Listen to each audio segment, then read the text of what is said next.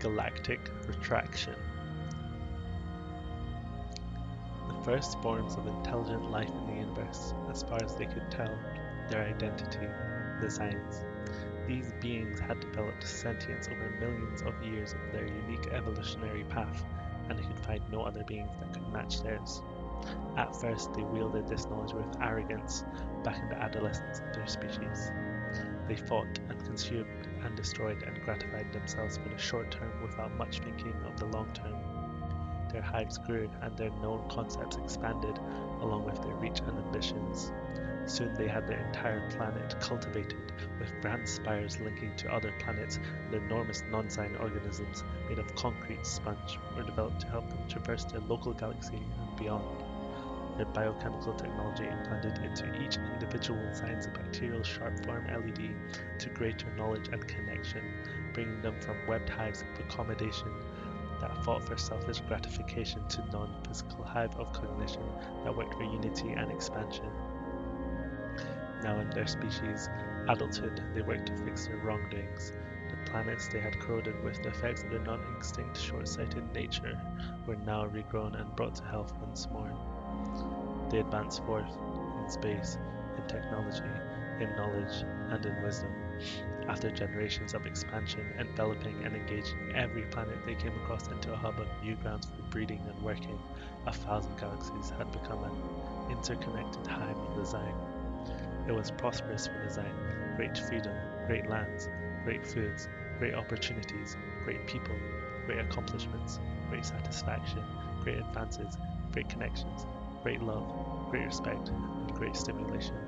Expansion in matter and in mind were merely conducted to make space for newer generations, each newer breed tripling the entire population's size. As the species grew nearer to the still expanding edge of the universe, they understood that soon their sizes would no longer fit in the void, they would no longer find space in the space.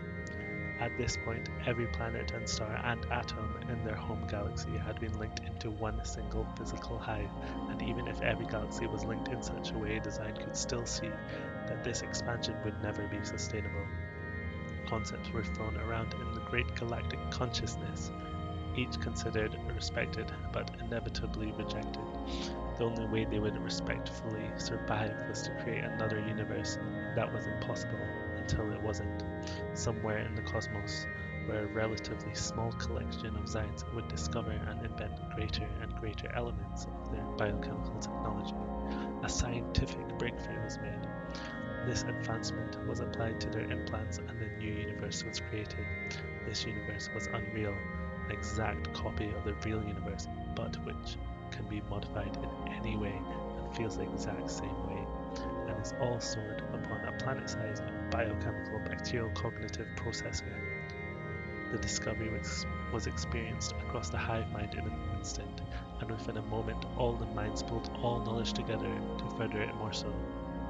They continued their work and soon compiled all the knowledge they had acquired throughout their evolutionary existence and started to shrink the physical space needed for the processor. They started to copy their individual and hive minds into a format that would survive without their bodies and started to create effective methods of fueling such a processor so it can become self-sustaining. All grew eager to transfer into the new universe that could be as larger as they could imagine. They knew the future of their kind, and it wasn't through galactic expansion. Once completed, the design worked to reduce what they had made. They retracted from the edge of the universe, converting all artificial matter into energy, stardust, and void, leaving the universe as they had found it, utterly natural. Each planet was wiped clean of Zion influence and returned to a healthy state. Many were even left healthier and more prosperous than they had started off. For each light year they retracted, a nonillion individual Zions were transferred into the processor and their bodies were disintegrated, reduced to energy, stardust, and void. Back on their home planet, the remaining Zion finalized the latest groundbreaking advancement, now reducing the processor to the size of a nucleus. They wiped their own planet clean, breaking down all they had built and returning the land they initially evolved upon back to its original condition. The last individual Zion stood surrounded by wildlife, as if the Zion had never existed. Beside this creature was the last biochemical tech necessary for the plant. It would transfer design into the processor, disintegrate design's body, and then drop the processor to the deepest reaches of the ocean, where it would run forevermore, before the tech would disintegrate itself. Design absorbed its last ray of sunlight, photosynthesizing in this layer of reality one last time. Before it activated the tech, design was transferred, the physical form was reduced, the processor was dropped into the ocean, and then finally, the tech itself, the last observable trace of design, was reduced. The invisible, unbreakable, self-sustaining processor drifted down to the depths of this fresh planet, the planet that birthed design, third from the sun, dense terrestrial living complex creator of life.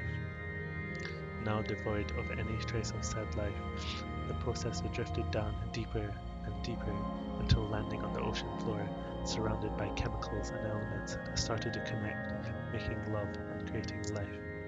Bacteria around the processor started to grow, soon to be a kind that would have seen designs an unthinkably alien, impossibly non-human, and incomprehensible in nearly every way, but would never know of them, and would instead see themselves as the first forms of intelligent life in the universe, as far as they could tell.